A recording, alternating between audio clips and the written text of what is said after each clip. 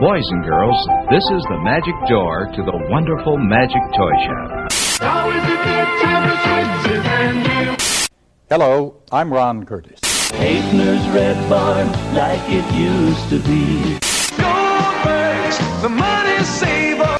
The Bebop Shop, Liverpool, where music is still fun.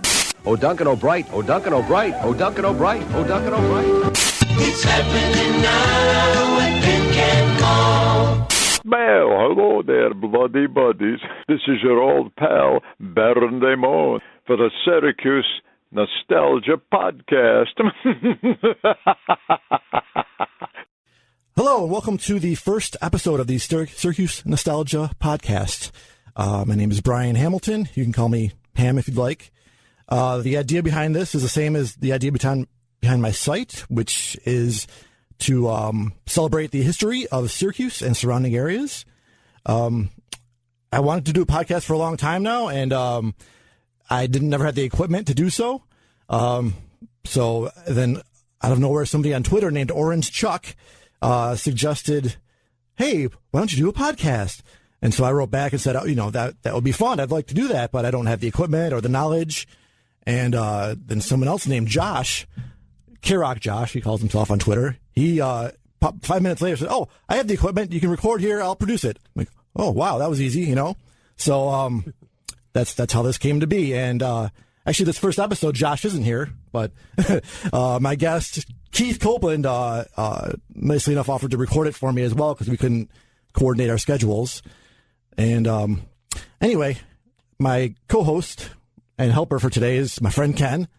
Hey, hi, Brian. How you doing, hi, Ken? everyone. We've known each other, 147 years, I think it's been? Yes, it's just past Yoda's age for Syracuse Nostalgia. But a little bit shy of Yoda or any of his kids. Well, actually, it was we met 1992. We both worked at Camillus Mall. Yes, we did. I worked at Aladdin's Castle, the arcade. Mm-hmm. And where did you work? I was at the information booth for anyone out there who was either asking for where their kids are, looking for their spouse, where is the men's room or the ladies' room. That was me. I was probably there. Was there a lot of demand for an information booth? Yes, at first you wouldn't think so because nowadays, of course, everybody who's about the age of 7 and older has like a biochip or something with a 911 phone or some other thing. But back then, there was a lot of technology in that booth where you had pamphlets, you had brochures, I had a map. I'm guessing if you called in sick, they would just put up a pamphlet and say, people would panic. I mean, back then, if you went into, Pincan Mall or anywhere or Camillus Mall and you look over and there's no one at the information booth, you almost have a panic meltdown. There were people that would be, at their parked car like, "Gee, I just saw a movie. Where's the parking lot? Where's the bathroom? Where's Paper Poppy?" That happened. That happened. Famously, of course, like when we met, between Aladdin's Castle and the bookstore, a lot of people would have a lot of traffic and a lot of people would have a lot of great times as we did. But the information booth. Actually, I found the layout of that mall really confusing. Yes, most malls would be like a X or maybe an L-shaped. That mall was kind of like, you remember in the 90s, Prince called himself that symbol? That's kind of how it was shaped. That's my memory. Would it go in different directions and not make sense? Yeah, except the symbol kind of spun because depending on what shift they wanted me to do, I think there was maybe you could go to the main location for the information booth. But they tried to be tricky. Every now and then, they would switch me to a different mall. So it took me 3 times as long to learn where everything was. Yeah, I even after I got the job there, I still didn't know where things were. There was no food court. There was like, Pavone's Pizza at one end, and then like a Drexel's at the other end. And yes, there's a bar right in the middle of the mall too, which I found weird. Remember Poor Richard's Pub? Mm-hmm. Remember that was probably near the information booth, I think. Well, at the time, it was kind of like I didn't usually go in there. I would talk to the people. They were asked where it was, or coming out, asked where the ride is. And a lot of times back there, getting a taxi was a big deal. Now, it was a big deal. I'll probably go on a tangent, but it's what I remember. And it was kind of like I felt privileged the first time that I could order my first taxi. I felt like I was an adult. Wow. I could actually call up, have someone meet me at a place, and for a few dollars, they would send me somewhere, or I could try to good deal. bribe my folks for like a year to try to get a trip out to the mall and, get money to put in the arcade. Another odd thing about the layout of the mall. Do you remember Burger King? Oh, yes. You had to walk through Bonton to get to Burger King. Yes. I'm, a 15-year-old kid. I don't want to walk through Bonton to get some Burger King. It's ridiculous. And also, I wanted to mention the theme song for Camillus Mall is the most requested theme song. Wonderful. On my site. The going shopping at Camillus Mall. And I can't find it anywhere. Oh, my goodness. I found every other theme song that's out there. But I haven't been able to find that one, either audio or video. So, if anybody has that, if anyone has, me. Yes, if anyone has that, please help Brian out. Yes. Keith wants to speak up. You're making me want to talk here. Why don't we just recreate? Oh, we sure. could probably recreate. It sounded like it was done. I always thought that spot sounded like it was farmed out overseas because it didn't sound. The voices didn't sound quite right. Maybe it was just going shopping at Camillus Mall. Things are hot. What was it? Going hot? I think, people shopping. Things are hopping. Yeah. Come on. Something else that rhymed with hopping. I'm sorry. I didn't want to chime in, but you made me. No, that's okay. And wasn't Camillus Mall, and I'm sorry, but it wasn't that a strip. Did it become a strip mall, or was it a strip mall that became an enclosed mall? I swear I thought that was a mall that was at one time, and maybe I'm thinking of another one, and somebody out there will probably call me on it. But anyway, I don't want to speak out of turn, but you guys made me think. As soon as I heard that, I thought, I'll put my mic to the side now. So No, please, join in. Okay, in that case, then. No, that's fine. By all means. I don't want to mess up the order of the show, though, and I know Brian has a flow here, so I'll duck out now and duck back in later, if that's okay. You tell me, Brian. Well, I'll be doing a lot of ducking, too. We'll find you later. Okay, sounds good. But anyway, I have all the other mall, commercials, Penn Can, Fayetteville, all that. I can't find Camillus. And one more thing I remember about the mall that Ken and Keith probably will remember. Just working there, there's old people. I think if it was like before 3:30 p.m., you had to be 85 to shop there. Do you remember this, Ken? I don't remember that because I don't know. I know the arcade was dead. I had to, open at 9 o'clock in the arcade, and nobody was there until the high school let out across the road. Oh, then chaos. Then chaos. And 13 to 15-year-olds were in there annoying me and stuff. And I think I was probably the biggest jerk of an arcade attendant there was. Well, I hated everybody at the time, and like throw tokens at them and stuff. And thinking of and tokens, then you would come in and play the chaos. X-Men game, and that was the calm in the middle of the storm, as I remember, because back then with arcades, that was the biggest thing. I mean, nobody I knew, especially before I met you, I didn't know anyone who had like a computer or something like that. I mean, for those of you listening, you probably recall that computers used to be such a big thing. They took up the size of a building or a room. You needed permission, like a national security clearance, whatever it was. But at the arcade, you had two modes. You had one where it was peaceful. You could walk in. Maybe there were 4 or 5 people in there. You could pick your own game. Yeah, that was before the 3:30 yes, time. Right? But then, if anyone's seen movies like Braveheart or Lord of the Rings, that's catastrophe, okay? After it goes off, there's chaos. There's kids everywhere. They're bumping into each other like pinball machines. But I remember there was a rule, if you guys remember this. Maybe it's just me. There was this nice social rule in the arcade that regardless of how much you love that game, no matter how long you waited, if you took a quarter and put it right on that video game, you were next. You were next. That was calling dibs. And regardless of I'm like Hobbit size for those of you who can't see me since it's not TV. But even back then, I could be surrounded by the most athletic jocks from here to Texas. And when I put down my quarter, it amazes me that, what's the great thing growing up, especially here in Central New York, is that even back then, especially at the arcade, that had status. So 4 people in a row that had their quarters up, they actually remembered that you were the third one. And then when your turn was up, to say, hey, buddy, it's your turn to play the game. I mean, now I don't want a chance going to an arcade. Who knows what the rule is? I mean, are there still arcades? I mean, I haven't even. There's probably 17 in Central New there's York that horrible Dave and Buster's and Destiny. Mall. Yeah, I went there once. I hated it, but I thought in Fayetteville or Manlius there was one that just opened up recently. Wonderful, yeah, with actual pinball machines. Oh, nice. My goodness! Actual, yeah. I remember at the time when I worked there, Mortal Kombat was a huge game. Oh, I remember. The kids would be lined in circles wanting to play that one, and And I never could play because there's these combinations of moves. Mm-hmm. You probably remember, Ken. Mm-hmm. Back, down, back, up, A, B, C, D. And that would special combo. Yeah, all these special combos. And for those listening, I was never good at that game, so I was the one who usually lost. But it was great to watch me lose because I lost in fantastic fashion. Yeah, that was basically for 8 hours. I'd watch people play Mortal Kombat. It was quite an easy job. Now you got to let me. You're talking Syracuse nostalgia here. There was a place called Buttons Arcade. Now, are you familiar with Buttons, you guys? That was up open till 3 or 4 a.m. And I think eventually they were shut down because there was stuff other than arcade playing going on there. But that was, I remember, and that place was jam packed with all sorts of. I would go there often. Yeah, they because in the 90s and beyond, they would still have the old games that I loved. Because I was the Miss Pac-Man champion of the universe.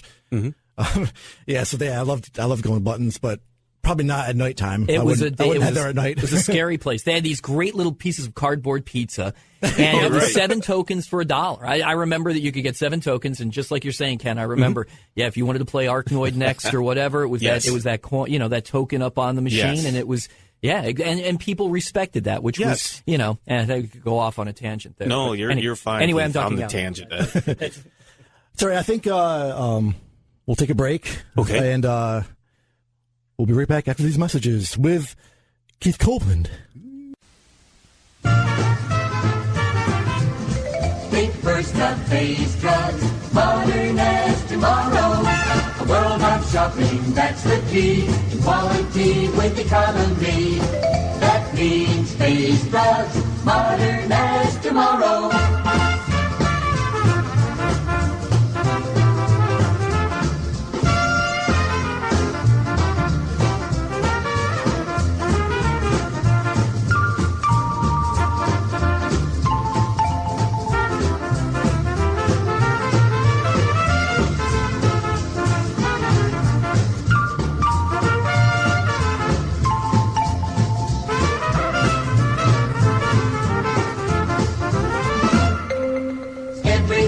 From A to Z, quality with economy. You can depend on phase drugs, modern as tomorrow. Hello, we're back on the Syracuse Nostalgia Podcast, episode 1. I'm here with my friend Ken and Keith Kobland, who is spoke with us a bit in the last segment. How are you, Keith? I'm well, thank you, guys. Thanks for being on the show. It's an honor to be on the inaugural show. Believe me, it's cool. Thank you. Honestly, if you didn't say yes, I don't know if I would have kept going with it. That's true, actually. So it could be one and done, is what you're saying. Well, if this goes well, maybe other people will want to come on and stuff. It's weird, kind of weird being on this side of the interview desk. If you remember, like 2008, you had me in your WTVH studios. Oh yeah, that's right. Was that 9 years ago? 9 years ago, yeah. Isn't that crazy? God. It's funny because It's I remember because I remember you were in the chair sitting across from him, giving them the interview for how this all started. In the WTVH lounge. That was exactly the front lounge. That was exactly it. You brought your camcorder that you had from your high school days. Right, yep. That's right. I remember because I think you posted. Didn't you post? Because the story's online. I don't think I put it online. Is that part of the tapes that I gave you? I taped off TV. And then you put it myself. Because it still comes up whenever every now and then you Google yourself just to make sure something bad isn't happening. And, and I see that clip come up, which I love. And it was, I think there was a shot in there where I had hair. So I, and the yearbook. Yes, exactly. Your yearbook, which was, which was really nice.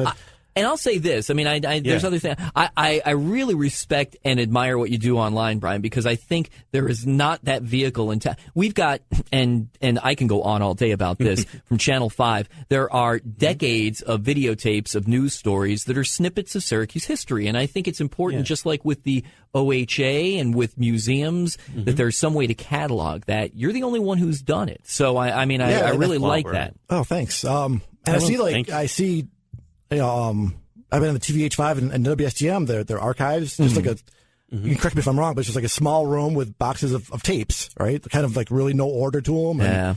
And if they could archive that and maybe, I don't know, have it available online, with commercials so they can make money. I think that'd be great. You know? I have been talking with some of my WTVH colleagues from days gone by, trying to figure out if there's a way, and not in an evil way, but just to get a hold of some of that stuff. It is in, it by law, by license, it is the property of what would be probably Granite Broadcasting, I would imagine, and then through Granite, Sinclair, Barrington. There's other ownership groups, but I just think from a historical standpoint, that stuff is gold. And I think the people around, and it's not a huge, but I think there's a number of people who really like seeing. People in the business like seeing it. I like seeing it, and I think there's probably others too. Yeah, I mean, I think I've got a lot of feedback from my site. You okay, Ken? You're not over this. Ken wants to make sure he's. This is kind of the configuration we have here is looking over a. The speaker almost fell over. That was my little outburst. Those are a dime a dozen. Okay. Anyway, so but anyway, Brian, sorry everyone. I thought they could put this online, maybe put some ads on it, make some money, and I think people would enjoy that. Even you're right. I mean, if they could monetize it, I'm sure they'd probably be more interested. Right. But even if it was just an organic effort where I could get more of those tapes to you, or somehow figure out a way to get them up there, I think that's probably you're battling a couple of issues on that front. The fact that some of those tapes, and 3/4 inch and old formats where they just might not play back well. The format is always the issue. You did let me borrow a couple tapes at the time, and and I have the 3/4 inch player at home. And, and I copied some and put them online, and then you said you gotten in trouble for that from your supervisor or something, right? Yeah, but that was back in the day. I mean, people didn't want and something I think in this case, a lot of that stuff now is I have it, and I gave it to you, and, if someone wants to challenge us on this, then so be it. Not that I want to welcome a lawsuit, but not welcoming anything. No, but in this case, I think, too, it's not, none of the stuff that you put online was, it was generic. This was what the news of the day was in any given day. I mean, and that's what I find fascinating. I think that's, much like an archive from a newspaper story, it gives you a slice of life in Syracuse on any given day. It's, the newspaper is the official record. I'd like to think the broadcast is the official visual record. That's where people see this stuff. Right, yeah, there's a newspaperarchive.com where you can find all those records, and it would be nice to be able to find the visual as well. Exactly. So at some point we'll approach that again, because I know that there's an interest out there, and maybe that we ask, but again, it's kind of hard to connect the dots because there's been so much. There's the Channel 5 building that's sold, and now there's a new owner that's going in there. Some of that stuff was taken out. I think it's over at Channel 3 right now.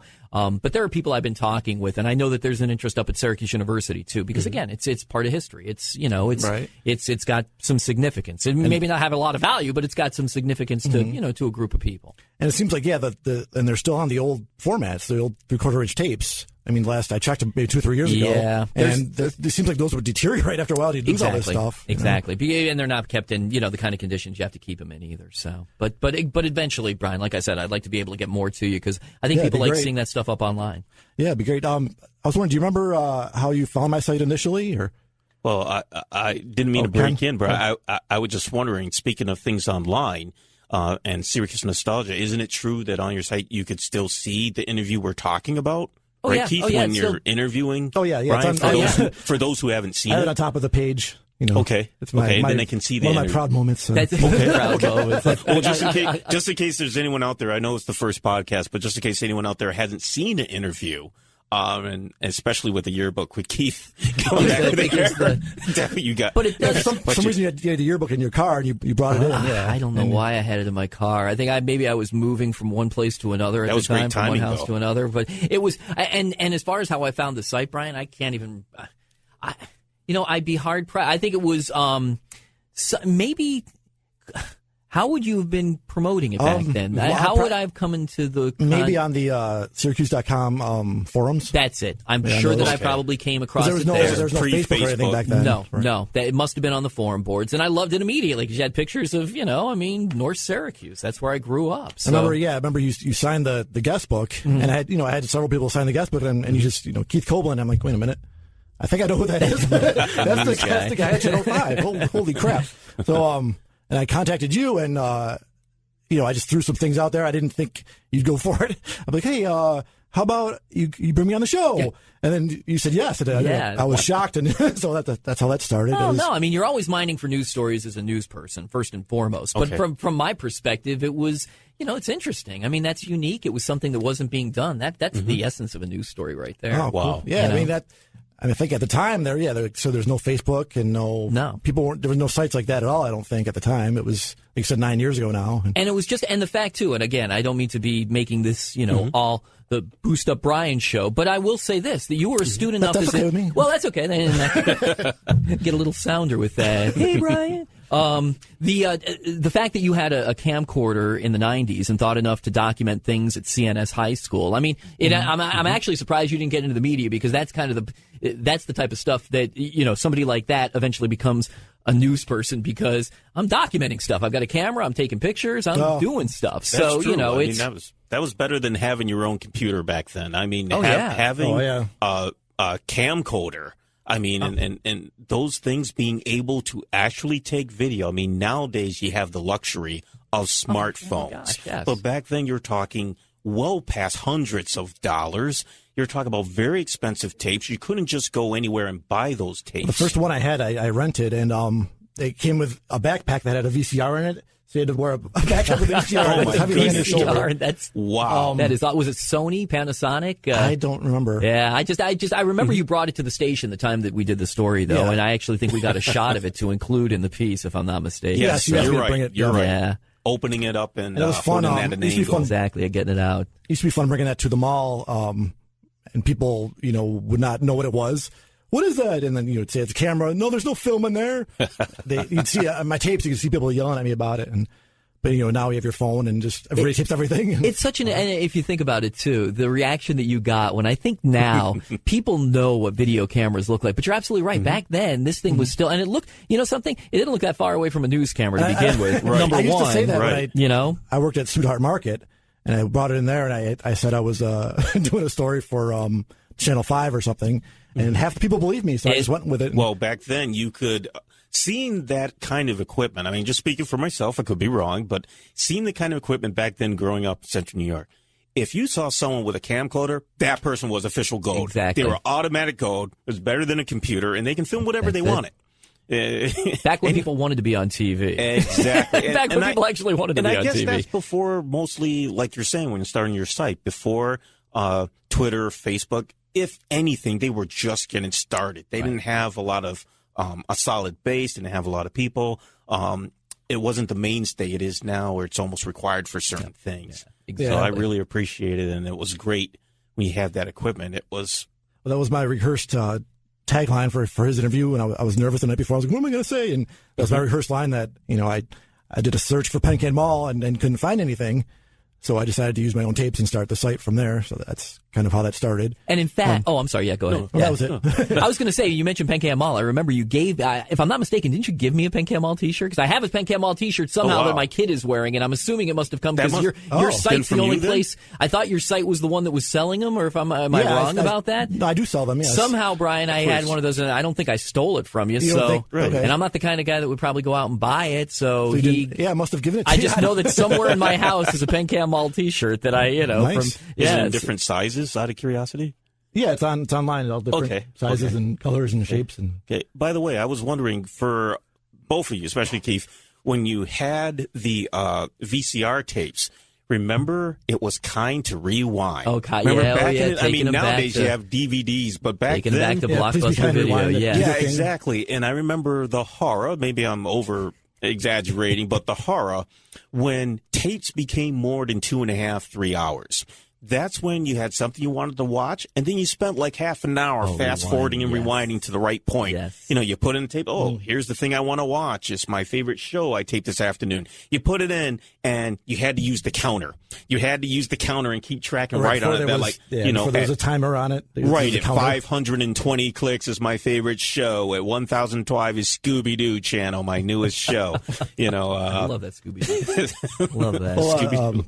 Keith, I wanted to ask you, you grew up in the Syracuse area, right? I did. Well, let me, for full disclosure, my dad was in the Air Force, and I was actually born in Brunswick, Maine, spent the early part of my childhood moving from Air Force Base to Air Force Base, and then finally in the early 70s, Dad was stationed at Hancock, and that's where, he retired from the military, so we became, since early 70s, long enough. I mean, I started my elementary school here at Bessie Reardon back on Malloy Road, so the senior citizens complex now. But Yeah. I don't even recall that. Reardon, yeah. And so anyway, long enough where I consider myself lifelong, but I'd be lying if I said the entirety of my life. But it's been a long time. So you remember some of the buildings and oh gosh, places on my website, like of course. You said you spent a lot of time in the Sage Center, right? Not a lot of time, but there were, for instance, on Christmas Eve, my dad would take me in there because I don't know if you guys have ever seen the NORAD Santa tracker where you can watch. You go to NORAD.org on Christmas Eve and you can watch, Santa's taking off from the North Pole and going around the world. Back then, my dad would take me in on Christmas Eve, and NORAD would do that back then, but it wasn't nearly as if it was before computers. And so I'd watch a little blip, but I'd go into the building and I thought, man, this place looks amazing and futuristic. And then when I saw that you had gone in there, Brian, you took pictures of it in its kind of current state, and that stuff looks so. I mean, it looks so 1950. I mean, as a kid when I went in there in the 70s, it looked like, oh my gosh, this is Star Wars. Looking at your pictures, and I look at that stuff again, and it's like, wow. No, it's like the original Star Wars. Yeah, exactly. It looks like it does. The little squares on the wall and stuff. Oh, yeah. I mean, dials, and you think this was the first line of defense. So I'm not even sure. Which it was. That's what NORAD did. It guided the East Coast. It guarded the East Coast, and that's where you would see if the Russians were sending in anything incoming. That was the radar system. So to see, I don't want to digress, but just to think, wow, that was what was protecting us back then. Wow. Oh, my God. But it did the job. People aren't sure what SAGE is. I guess they can look it up on Wikipedia or something. It's self-contained something. I can't think of what the acronym is for, but it's some kind of. It was like for defense that building, and they used like sort of a infant version of the internet, kind of for communicating. That was it, exactly. Kind of. That was it. And every base I lived at, Brian, real quick, every base I lived at, my dad worked in those SAGE buildings. So those block buildings were at Topsham Air Force Base, at Otis Air Force Base. It was the replica of that block concrete, which I imagine was probably, I would hope it would be kind of, missile proof or something, because those would be, you think about that's what I'm going after if I'm the bad guys, Yeah, well, it was supposed to be, for bomb proof and everything you said. Exactly. 'Cause I remember it was 2006, I went in there and, our cell phones wouldn't work in there and stuff. I'm not surprised. So it got kind of scary because there was no lights. So we just had our flashlights walking around, and the people had broken in. There was graffiti on the walls, and there's like weird training rooms for training, I imagine, with the ropes hanging from the ceiling and stuff like that. So how about some of the other places around town? You remember like Sweetheart Market? Oh, sure. Sweetheart Market. Of course, Williams. I mean, Williams was where my mom shopped, and Williams had the great pizza. I don't know if you were, and this was, I'm talking, so I'm older than you, Brian, Ken. I'm probably, I grew up, came of age in the mid to late 70s, and that was really my prime time of being a the mall rat at Pencan, of going to Williams and pizza there. Sweetheart, I remember, although we didn't shop as much at Sweetheart, and I remember it more recently because they redid the sign out there, even after they tore the market down. But I remember it butted right up against, I mean, I don't know if you worked there when it butted up right against Route 11 and Taft Road. I mean, it was right on that corner. Yeah, and I've seen the pictures. The parking was awful, but that big sign was there throughout the history, and it still is, obviously, even though there's no market there. Yeah, so it used to be like right on the corner. Literally right on the corner. It's funny, I haven't Route 11. I haven't thought of that until just now, but it was really, I have the picture of that on the site, and it's strange to think that when they tore that down and made it up, that's where the parking lot is now. And then they put it back a little further. And it did exist further back, but then eventually it succumbed to all those remember all the hometown markets, basically. I could probably think of No James. I mean, there's still No James down on the south side, but there were a Peters. I think there were a bunch of them. That's funny now that I'm thinking of the ads. But again, that was Sweetheart Market. Switz's was big, and that was Switz's before it moved, because North Plaza. Yeah, exactly. And that was a place where you get I remember going there for Boy Scout stuff, Cub Scout stuff, any little trinket you could think of. It was there. Yeah, they had a weird variety of things. You remember the like homemade candy? Oh yeah. I remember the creepy doll heads. A bunch of creepy doll heads. Well, didn't they have the Dracula there during Halloween season in the coffin? They had somebody that would the count. And you would set up like an upright coffin, and you were never sure if it was. Sometimes it was a dummy, right? Sometimes it was real. Sometimes you never knew it. You'd find out the hard way. Really. That was a big place, and actually, one of my friends Gene Tallman, his dad was one of the managers at Switz's, and gosh, that place was amazingly successful back then. I mean, it was a hallmark kind of, no pun intended, but it was one of those destination stores because it offered stuff that was so unique and so variety and everything else, and the name. I mean, everybody knew the name. Oh yeah, too. it was great for Halloween time, and God, yes. And when they moved across the road to the castle, that seemed like even more magical as a kid. And they had the Oscar, the big ogre. Oh yes, 14-foot tall ogre. Yes. That's seemed to have disappeared now. God, that's right. I forgot they had moved across the street to where I think that's CX Tech. Yeah, CX Tech now. Gosh. What Sports Smart I remember because that's where you had to go to get sporting gear, and I remember getting a North Syracuse jacket there, and where was Sports Smart? Was on Route 11. It was right across from where Switz's was initially located. Okay. Probably I think it's a billiard hall or something like that now in that area, billiards or whatnot. Gosh, I mean, I worked. How can I forget this? I worked at the McDonald's on Route 11. That was, and I'll talk about that for a moment if you'll allow me to. Oh, sure. The same one that's still there now? Well, the one that's there now, actually, the footprint of that is where, the one that's there now is actually moved over. They tore the old one down and rebuilt this one to probably better configured, I'm sure more modernized. Okay. But that, I remember getting the job at McDonald's, and back in the 70s, a fast food job was highly coveted. Now you can't, find anybody to do them. But back then, and everybody, that's where it was probably, to this day, it was a fast food job, which of course sucks. But it was probably in terms of teaching me life lessons, because McDonald's, did you guys ever work at McDonald's? I didn't know. There was a video for everything. There was nothing that was left to your own thought. You had no ability as a worker to say, going to, exactly. Right? It was a buzzer, a bell. And if it wasn't that, it was a manager who was riding your rear end to make sure you're, got time to lean, time to clean. But that's where I met a lot of friends. That's where, of course, you have money. That's where you meet your girlfriend. So, I mean, McDonald's was a big thing. It was kind of a cool thing to be there because that's where everybody went after the game. So you'd be seen working there. And that was a status back then. So. I remember, that's back when they had the burgers sitting on the counter all day long. Oh, yes. Oh, yes. Oh, yeah. Oh, yeah. Gosh. Well, yeah, because they'd have little numbers in the holding bin, so you'd know how long something had been sitting there. That's right. That's right. They did. That you could know which one was not good for customers anymore. Yes. Which one was fresh, hottest. Exactly. That was, and they did have rules in terms of throwing away, burgers that had been there too long. And I always remember managers, God bless them, because managers were the constant balance of not making too many burgers and wasting too much food. And the managers would be, for their breaks, they would eat out of the waste, that you'd throw. Now, the stuff was still wrapped, but the stuff, exactly, the stuff was in there too long because they didn't want to be, I'm not going to make a fresh burger and have that add to my total here. I'm going to eat one of the waste ones and take one off the check mark for me. So that was and McDonald's is a place I always look back fondly because it was again, it's fast food, crappy, greasy, pimply, as a kid. Yeah. But it was a job that taught me a treat back then when you were a kid, too. Oh yeah, and it also I haven't had a Big Mac since I worked there, so that's probably a plus just because I can't, I still smell the sauce in my sleep. It brings back, you just can't. You just No. But that was probably the center of my universe for a couple of years when I was in high school because, again, that's where I worked and that's where I made money and that's where my friends worked and, that was the place, really. Right. That was the place. Going forward a little bit, did you go to college around Syracuse? Or? I did. I went to SUNY Geneseo, and that's where I became. I knew at an early age I wanted to get into broadcasting. Wow. My dad took me when I was like 7 or 8. We went to a radio station in New York City, WNBC. And I just remember that day. It was just an influential day on me. I don't think I realized it as a kid, but I went to that station and it was like this. It was like what we're doing right now, except in a grander scale with more people and better dressed and, just impressive looking. Better dressed. Well, I mean, you look nice. I mean, the Midway Drive-In T-shirt's nice. Yeah.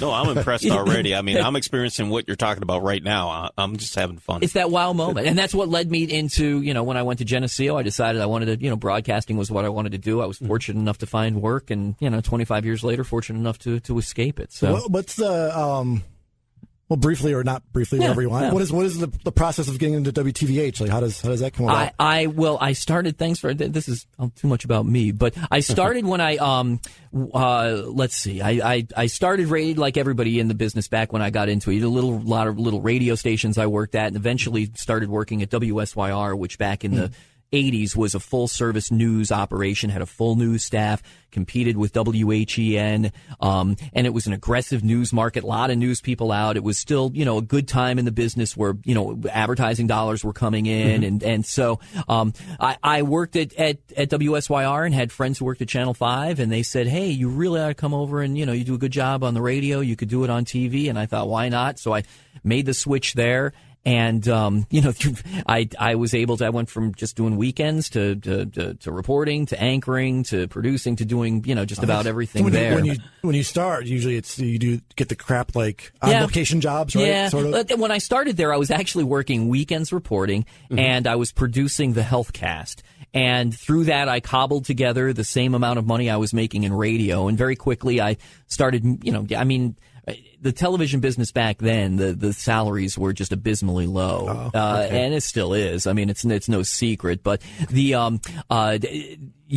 started with the crappy work and then eventually got to the good work. And my career arc there was a little, because I started there as a reporter, and then I was called into the news director's office one day and out of the blue offered the 11 o'clock co-anchoring job. Oh, wow. And I was lucky because I was on with people who, for people, Tracy Davidson, Mike Chirico, Kathy Orr. So people who are now working in very big markets and have been working. But it was a great group of people, and I was just part of it. But that was it was a number one rated newscast, not because of me, but because at least I didn't bring it down. Part of it. You were there for 20 years, right? Yeah. Let's put it this way. At least I didn't kill the ratings for that one. Right. Maybe for other ones. But anyway, so so it was the anchoring, and then I went to reporting, and then I went to anchoring in the mornings and at noon, and I finally found my niche there when I started anchoring mornings, oddly enough, anchoring the morning and the noon newscast, because about that time of my life, my kids were born, so being home in the afternoon was important. My wife works, so it all worked out pretty well until a fateful day in March of 2009. So, and then things came crashing down. So but it was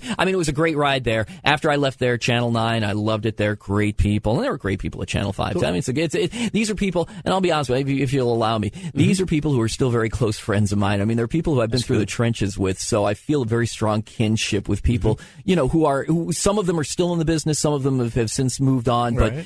but you have the shared experience with people when you're covering these awful stories in, Nowheresville, and they become your close-knit group of friends because of these shared experiences. Right, so, yeah. But I'm imagining, when you first start, it's pretty much like on-call type of thing, like, oh, there's 10 feet of snow in Pulaski. Go out there and cover it. Well, yeah. I mean, but there's another, it wasn't just me. There's other people there too. But yeah, I mean, when news breaks, but I got into it when it was, I was right in the beginning or in the early stages before it really got into big breaking news. We're going to be live everywhere. Back then it was still, we had the TV5 Live Eye, which was the first live unit in town, and it was a big deal. But it was not like they were rolling that thing out for every story. In fact, I remember a big fire one night that was a huge factory fire, and it took some convincing between me and the person back at the station that, you really should have the live truck out here. It's a big deal, and there's, a lot of damage, and it's, people are being displaced and injuries. So, so I mean, it changed quite a bit. But I mean, there was the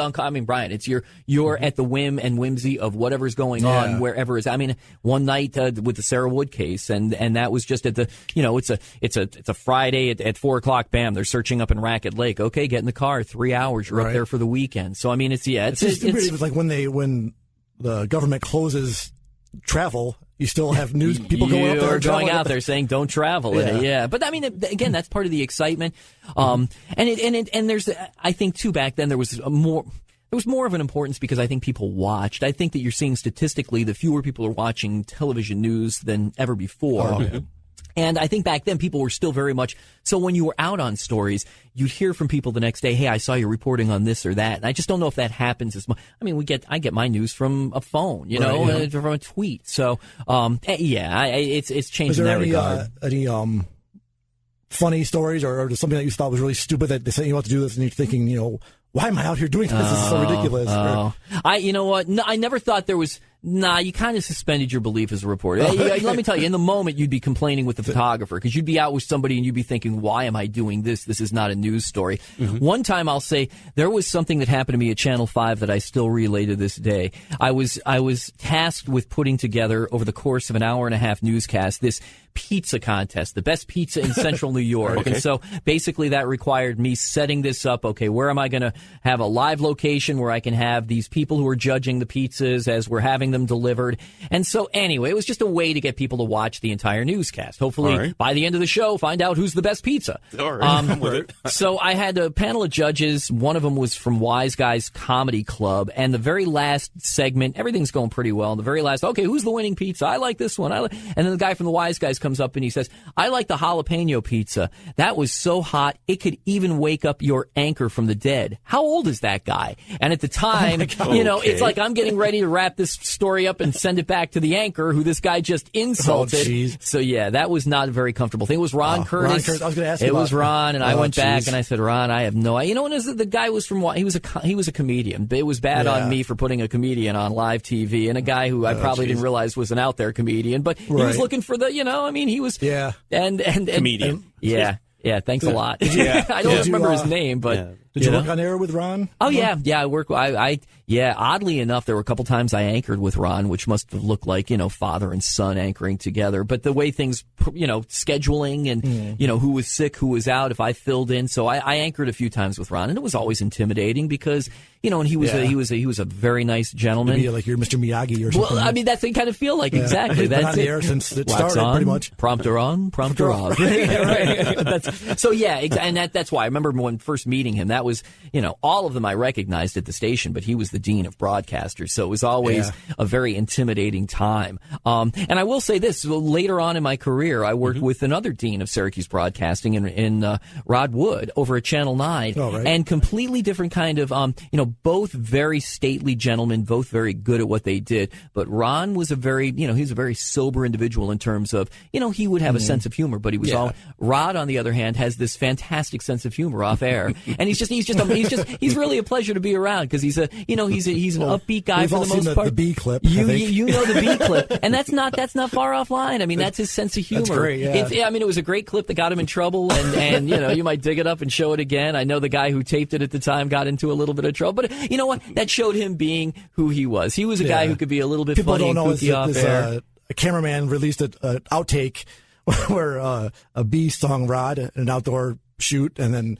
Rod went off swearing and saying, "You effing bee stung me." Yeah, that's it. And he killed it and stomped on it. It was and again, and that's the type of thing where I don't know that you're pulling back the curtain. You're showing the guy is real and has a personality. But anyway, those are the two guys that I really, look up to and say they were, they paved the way. There were so many people, but those two, I think, because of their longevity in the market, kind of, not that they necessarily had a, they certainly were, when I worked with them, I always felt like, oh my gosh, I'm working with people who are legends in this market. I alwaed had that feeling. Yeah. So, I can imagine. It was cool. It was cool. You mentioned it briefly, but, do you want to talk about a little more about the departure from WTVH? Was that all of a sudden, or did you know it was coming? Or? I think those of us who worked there had a feeling it was coming, only because there were little. If you're astute enough, you can figure out if a light bulb burns out, it's not being replaced, that something's going on. And I mean, those, not to say light bulbs, but those were the kind of things, and staffing reductions and, stuff was going on behind the scenes that led me to believe that, boy, something's going to happen here. Yeah, and then on a Friday, they went around, someone, posted notices about a mandatory Monday morning meeting. It's always fun. Exactly. And so you're thinking, okay, what's up? And so that weekend, a good friend of mine on the air at Channel 5, who I'm still good friends with, John Gerard, he was a weather guy and a reporter. John called me and he said, listen, I've been through something similar like this in a station out in Vancouver or wherever. He said, mandatory meeting. He said, I'm hearing there's some people that are being called into a side meeting who are going to be kept on, the skeleton staff. And then the rest are going to be going to this main meeting where they're probably going to tell you that they're going to be laying everybody off. So I was here at this station in the, because we're recording this at Galaxy, and I was over in the Sunny booth talking to John, and I thought at that moment, okay, I'm not going to, if this is the end on Monday, I don't want to be clearing out 20 years worth of stuff from my desk on Monday. So I went into the station and I started gathering a huge box of my stuff to get out of there. And then, then Monday morning comes, sure enough, 10 o'clock, I start seeing some security people coming in who I didn't recognize, and I thought, okay, this is it, because that's the way it goes down. Security comes in. It's a template for shutting down a business. Security comes in, everything is done by the book. So anyway, they call us into the studio. They make the announcement. People there are stunned. It was really an unusual situation to be in, because you're in a studio with about 40 people. They're being told that they're being let go. Essentially, the announcement was, we're shutting down operations here, and essentially we're entering a shared service agreement with WSTM. So basically, one company owns both channels. Exactly. Yeah, that's it. And then there were people in the room at the time. I just remember that they were still, because if you think about it, and you guys, you're on your job and you're doing it, and all of a sudden, okay, you got to go down to a meeting, and then you're told, hey, guess what? You're done. And so there's still that lingering. Okay, well, there were questions that came up during the meeting about, well, I have an interview at 2:00. No, you don't. I still have to finish this program log for tomorrow. No, you don't. What's going to, they explained to us that what would happen at that moment was we would go to the newsroom. We'd be given time to empty our desks. We'd all file out through the front door. We'd be given our severance packages, which stated that if we were to talk about it publicly, that we'd be risking our severance. So in a moment, I'll get to why that's significant. And then we marched out the door. So as I marched out the door, there in the front parking lot was a photographer, Dennis Nett from the Post-Standard, and a reporter whose name escapes me. And I knew why they were there. They had caught word that we had shut down. And I think I saw the picture of you carrying your things out. You guys, Brian and Ken, I had covered stories like this throughout my life about, factories shutting down, and I'm outside waiting to talk to people who were shocked. So I knew they were there doing what I had done for all these years. Right. And so I initially thought in the back of my mind, okay, the last thing I want to do is be the guy running away from the camera, saddened and shocked about his job loss. So I walked up to him and I said, hey guys, I can't tell you much because the severance package says I really can't talk, okay. And nor was I going to start blasting away at management there. I mean, the stuff that had happened that dragged that station down, unfortunately, was not, it wasn't one single person's fault. It was, it's the state of the business. It was advertising in the Syracuse market. There were so many factors. And so at that moment, I think I was probably like, oh my gosh, but not feeling anger. But I gave the reporter a quote that was very generic about, hey, you report on stuff like this all the time. Yep. You always wonder in the back of your mind, you could be next, and here I am. And that was it. And that picture that was in the paper actually called me favor. I read the comments like everybody else, and for the most part, they were favorable. But I made contact with Channel 9, and the next day I was working at Channel 9. So I was lucky. Wow. The very next day, they hired me there. So I really owe them a debt of gratitude, and that's why I had 20 years at Channel 5, and I still have people who come up to me in this market and recognize me and say, hey, weren't you that guy from Channel 5? And that's, to me, that's such an honor, because it means that they remembered me. It means I had an impact. People see you, as one of the nice guys, on there. I'd like to think so. Personable and approachable, and you're approachable, but I tried to talk to you. Why not? I was nobody. So. It's and Brian and Ken. I mean, my as I get older, I realize something that sounds trite, but the golden rule is really you treat others like you want to be treated. Why the hell can't we do that? Right. As a people, why can't we do that? I don't get it. I think nobody would have blamed you for being angry after 20 years they threw you out like trash and and I'll be honest. I mean, there are times when I get together with people from Channel 5 and it's like. But it doesn't do any good, number one. Yeah. And you always hear, and it seems so, BS, but it's the truth. One door closes, another door opens. And I went from Channel 5 to Channel 9, which really opened my eyes in terms of the business, because they were fully staffed and fully functional and had a really good, theirs was a solid, it was the number one station at the time, and it still is. Right. And it was just a pleasure to work at a place where things clicked on all cylinders. And it's like, wow, this is cool. I'm part of a newsroom. Number one, when I'd go out in the evening walking my dog around the neighborhood, I'd look, you'd look and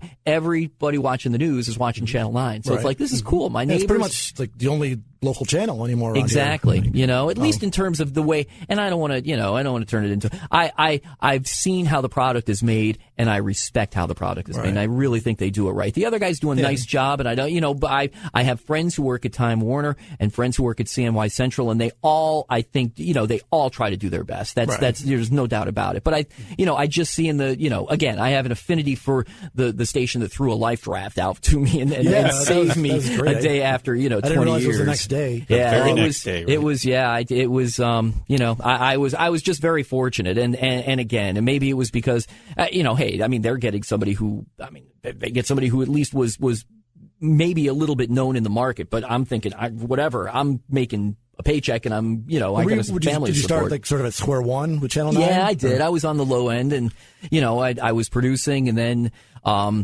worked Christmas Day, Christmas morning I was there and that was like, oh boy, this is, and that was probably, and no fault of Channel 9 at all. It was, that was probably to me the sign that, something I love this career. I love being in TV. But it's time for me to look for something that's more, a little bit less crazy, a little bit less you're going to be sent out at the end of your day and you could be out all weekend. And they talk about journalism being a calling and they talk about it being all of those things, and it is, but at the end of the day, journalism is not the kind of career that's going to pay the bills. And so, at some point it's got to be, I'm sorry, I don't want to say they got to pay me, and it's not like but in the private sector, people would be amazed at broadcast salaries. And I think that's, as a result, again, I'm not going to. That's why I think you said you were there 3 years at Channel 9? Yeah. And you just chose to leave.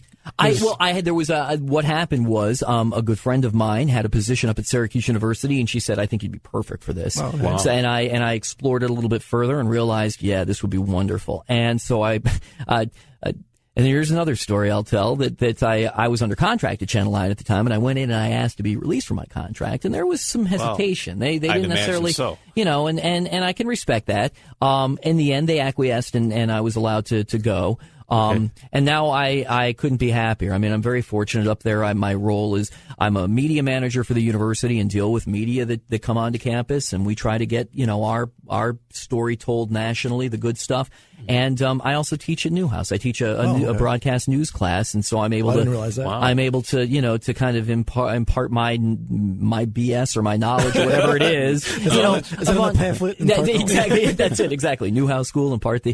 But I mean, I am so proud to be able to say that I teach at the SI Newhouse School of Public Communication. That to me is just, I never thought that 25 years in the broadcast business would lead to something where, hey, you've got something valuable enough where, where we're willing to pay you to talk about this in front of young people. Wow. Yeah, so great. Yeah. I'm lucky. I'm really lucky. Well, I'm glad you're in a good spot and enjoying life and happy. I am. And there's stuff that drives me down, but I'll tell you, from a career standpoint, I never thought that what I was doing from the day I got into the business way back when at WBTF in Attica would lead to, me teaching and working at Syracuse University. So, It's great. So glad things worked out for the best for you. Thank you. Now you're currently also still a DJ at Sunny 102? I am. I still, it's my connection with the business. Is that love just doing on it. weekend Yeah, mornings? weekends and I actually Sunny, and there's also the station I was showing you that runs out of that booth is also Mix 102. So you'll hear, if you were ever in Utica and listen to 102.5, you'll hear a guy who calls himself Keith Hunter. And that would be Keith Kobland on the air. And the weirdness of radio, and I could pull back the curtain. I'm on Sundays on Sunny, and I'm also on at the same time on Utica. So it's like I'm on, if you were to just change your dial a little bit, not that anybody would, but you go from 102.1 to 102.5, you're going to hear a guy that sounds exactly the same, slightly different music, but it's fun. I really enjoy doing it. Why do I get the feeling that it's kind of like you just took off your mask and said, I'm Batman? Oh, yeah. Bruce Wayne, did we violate some news station thing where you can't say your name for the other station? Gonna get in trouble for the TVH story, but no, you know what? I look at it this way. I think that's part of the public domain now, and there's nothing. Again, I'm not, and this is not a slam against anyone who owned that place, because there were a variety of reasons why it happened the way it did. Right. And I'll be honest. I think if it didn't, I might still be there, because it was a place that I felt so strongly about and grew up there. And, maybe it was me who needed the kick in the pants, and that was the kick in the pants I needed to start, to transition to, another station, and then eventually out of the business into something that I really enjoy. So, it's and in that regard, when I talk, I don't know if I ever really thought about it that way. We've been talking about it openly. I feel like, it's, and I'll say this, that if from a standpoint of, there's so many people who've been through that experience, Brian. Oh, yeah. And, so many people, you guys know, you yourselves. I mean, those of us who've lost a job think it's a low point, but it's also, that it wasn't the first job that I had lost. Hopefully it's the last job I'll lose, but right. but Just again, move on and hopefully get something better. That's all you can do. That's all you can do. Thanks again for My being on the pleasure. first ever Yes, thanks, Keith. Syracuse Nostalgia Podcast. A blast. I had a great time. We're gonna go to break and then wrap things up, and you can chime in on the last segments if you want to. Okay. And we'll be right back after this message. If you like prices that are low, low, low, then a Peter's Food Liner is the place to go. The meats and groceries there are all top grade, and for fast, friendly service, you've really got it made. The world's best eater shop at Peter's Food Liners.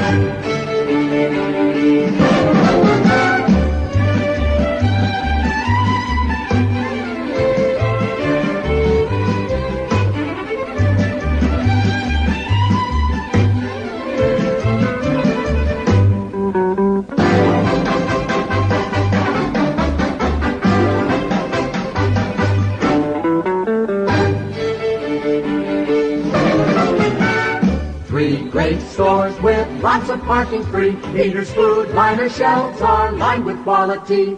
The world's best eater shop at Peter's Food Liners. The world's best eater shop at Peter's Food Liners. The world's best eater shop at Peter's Food Liners. The world's best eater shop at Peter's. Other great specials at the 3 Peter's Food Liners this weekend include lean boiled ham, 89 cents a pound. Del Monte peas, 2 cans for 29 cents. And local fresh grade A eggs, medium size, 29 cents a dozen. Shop where the parking is the easiest in town. 3 great stores with lots of parking free. Peter's Food Liner shelves are lined with quality. The world's best eater shop at Peter's Food Liners. Peter's Food Liners, 2300 East Calvin Street. The world's best eater shop at Peter's Food Liners. 2519 James Street in Eastwood. The world's best eater shop at Peter's Food Liners. And 350 North Salina at Pearl. Hey, welcome back to the Syracuse Nostalgia Podcast. Thanks to Keith Kobland for a great interview. The segment now, I'm going to play a song by a local artist, an old song. I hope to do this every episode. I'm not promising anything. But this first one was easy to get because it was my brother's old band, Mannslaughter. And it was from a tape they released in 1993 called Pissed. And it was only released on cassette. And this song is called Identity Crisis.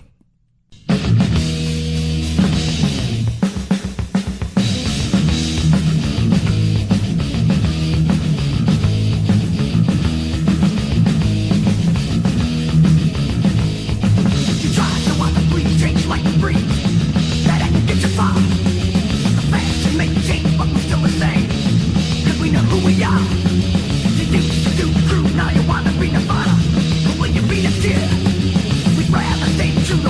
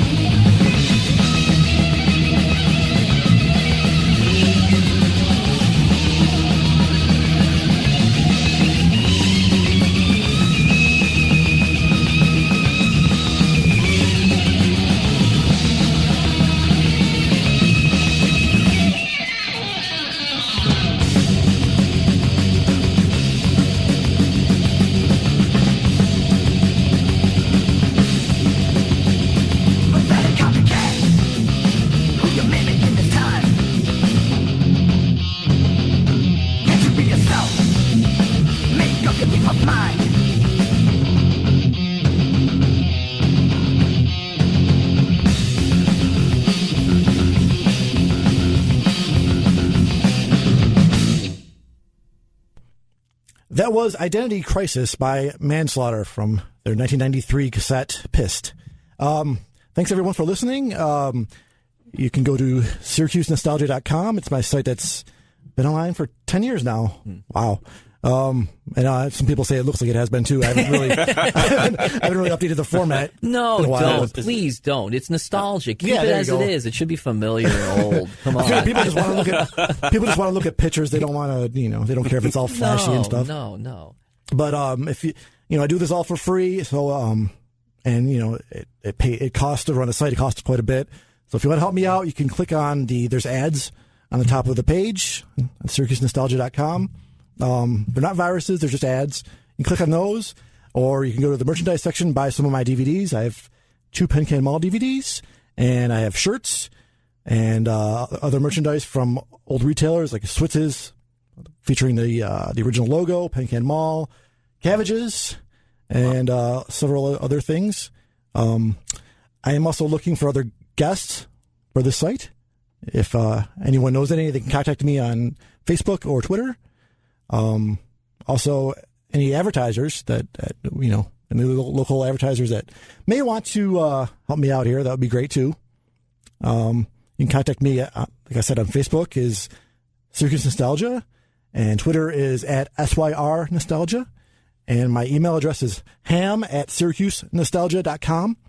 I have trouble saying that, Syracuse Nostalgia. Syracuse Nostalgia. I feel like, Yosemite Sam or something. Maybe you need like an official sounder or something like that. I should pick something that was easier to say. No, that email is ham@SyracuseNostalgia. That's HAM, ham. Right. Yeah. Right. Thank you, Ken. You gonna spell nostalgia for us, Ken? Or I can try to spell it wrong. I can try to spell that out. Okay, just don't look at your phone. Okay, I won't look at my phone. Okay, here really quick, and I know we're gonna sign off here quickly, but you made me think with the Camillus Mall theme. I think we remember that going shopping. Okay, so Penn. One mall. Okay, no. What is it? Fayetteville. One mall has it all. It's here at Fayetteville Mall. Yeah. That one. What was Pencan's theme song? It's happening now at Pencan Mall. Yes. That's now. Did Shoppingtown ever have a theme song?